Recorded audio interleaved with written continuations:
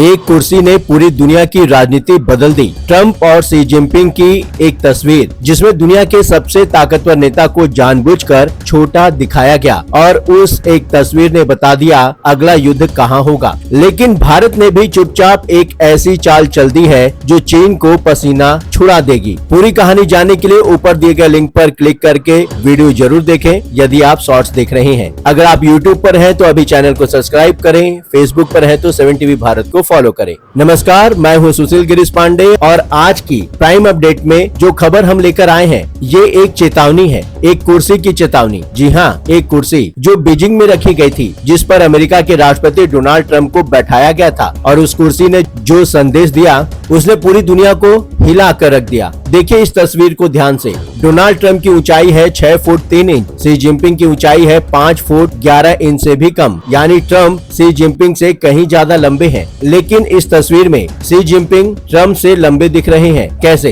क्योंकि चीन ने जानबूझकर ट्रंप को एक ऐसी कुर्सी पर बैठाया जो शी जिनपिंग की कुर्सी से नीचे थी। और कूटनीति की दुनिया में कुर्सी की ऊंचाई महज फर्नीचर नहीं होती, कुर्सी की ऊंचाई ताकत का ऐलान होती है। चीन ने पूरी दुनिया को एक संदेश दे दिया और वो संदेश है अब हमारी बारी है। आप सोच रहे होंगे भला एक कुर्सी से इतना बड़ा निष्कर्ष कैसे निकालें? तो आइए समझते हैं कूटनीति की भाषा। जब दो देशों के शीर्ष नेता आपस में मिलते हैं तो बैठक की हर चीज पहले से तय होती है। कमरे का रंग, मेज की जगह और कुर्सी की ऊंचाई, ये सब संयोग नहीं होता, ये सब एक सोचा समझा संदेश होता है। और इस बार चीन का संदेश बिल्कुल साफ था। रिपोर्ट्स के मुताबिक चीन ने अमेरिका को स्पष्ट कर दिया है कि वो ताइवान पर कब्जा करके रहेगा और ऐसा लग रहा है जैसे अमेरिका ने यह बात मान भी ली हो। क्यों? क्योंकि ट्रंप की यह बीजिंग यात्रा अमेरिका के इतिहास की सबसे बड़ी कूटनीतिक पराजय बनकर सामने आई है। चीन ने ट्रंप को उनकी हैसियत दिखाने में कोई कमी नहीं छोड़ी। शी जिनपिंग को ट्रंप से ऊंचा दिखाकर पूरी दुनिया को यह बता दिया गया कि ताइवान के मुद्दे पर अब चीन ऊपर है, अमेरिका नीचे। और यह सिर्फ प्रतीकात्मक नहीं है। अगर चीन ताइवान पर कब्जा कर लेता है तो इसके नतीजे सिर्फ एशिया के लिए नहीं, पूरी दुनिया के लिए भयावह होंगे। क्यों? इसका जवाब छुपा है दो शब्दों में, सेमीकंडक्टर चिप्स। आज की दुनिया में सबसे बड़ा हथियार बारूद नहीं है, सबसे बड़ा हथियार है सेमीकंडक्टर चिप। आप सोचेंगे ये चिप तो हमारे फोन में होती है। हाँ, और सिर्फ फोन में नहीं, smartphone, computer, television, smart home appliances, artificial intelligence, defence technology, medical industry, हर जगह, हर चीज में, हर पल जिसके पास सेमीकंडक्टर चिप्स बनाने की तकनीक होगी वही दुनिया पर राज करेगा। और यही कारण है कि चीन की नजर ताइवान पर है।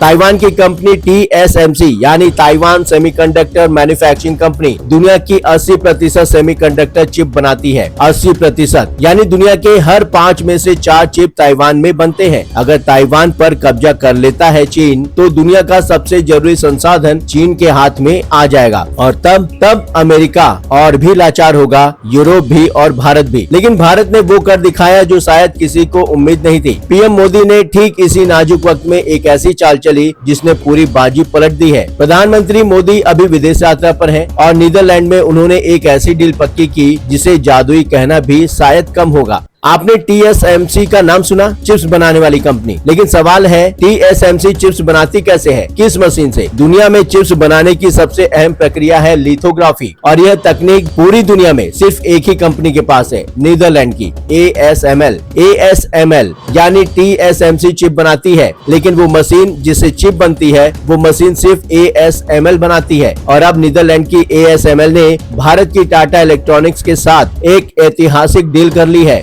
ASML की वो मशीन अब भारत के गुजरात में स्थित धोलेरा शहर में लगाई जाएगी। धोलेरा जो अब एक नए युग का गवाह बनने वाला है। और यह मशीन कितनी अद्भुत है यह जानकर आप चौंक जाएंगे। हमारे बाल की मोटाई होती है 80,000 से 1 लाख नैनोमीटर, एक बाल 1 लाख नैनोमीटर और एक एडवांस सेमीकंडक्टर चिप होती है महज 5 नैनोमीटर चौड़ी। 5 हमारे एक बाल में 20,000 ऐसी चिप्स समा सकती है। इतनी सूक्ष्म, इतनी नाजुक, इतनी शक्तिशाली। और ऐसी अविश्वसनीय चिप बनाने वाली मशीन अब भारत की धरती पर लगने वाली है। सोचिए, अगर कल चीन ताइवान पर कब्जा भी कर ले तो TSMC उसके हाथ में आ जाती है, तो भी वो मशीन जिससे चिप्स बनती है वो मशीन भारत के पास होगी। और यह सोने पर सुहागा यह है कि ASML ने अमेरिका के साथ एक लिखित समझौते में वादा किया हुआ है कि वो यह मशीन चीन को कभी नहीं बेचेगी। चीन चाहे जितना भी जोर लगा ले, यह मशीन उसे नहीं मिलेगी। आइए एक पल के लिए रुक कर सोचे। एक तरफ चीन जो दशकों से सुपर पावर बनने का सपना देख रहा है, जो ताइवान को हड़प कर दुनिया की चिप सप्लाई चेन पर कब्जा करना चाहता है। दूसरी तरफ भारत जो चुपचाप बिना किसी शोर शराबे के उस तकनीक को हासिल कर रहा है जो असली ताकत है। ट्रम्प बीजिंग गए हैं और एक छोटी कुर्सी पर बैठकर लौटे। मोदी नीदरलैंड गए हैं और ASML की मशीन लेकर लौटे। फर्क साफ है, कुर्सी की ऊंचाई से देश की ताकत नहीं मापी जाती, देश की ताकत मापी जाती है उस तकनीक से जो आने वाली पीढ़ियों को मजबूत बनाए। और भारत ने वो तकनीक हासिल करने की दिशा में एक ऐतिहासिक कदम उठा लिया है। टाटा इलेक्ट्रॉनिक्स और ASML की यह साझेदारी भारत को उस चुनिंदा देशों की कतार में खड़ा कर देगी जो खुद सेमीकंडक्टर चिप्स बना सकते हैं। और जो देश सेमीकंडक्टर बनाता है वो देश 21वीं सदी में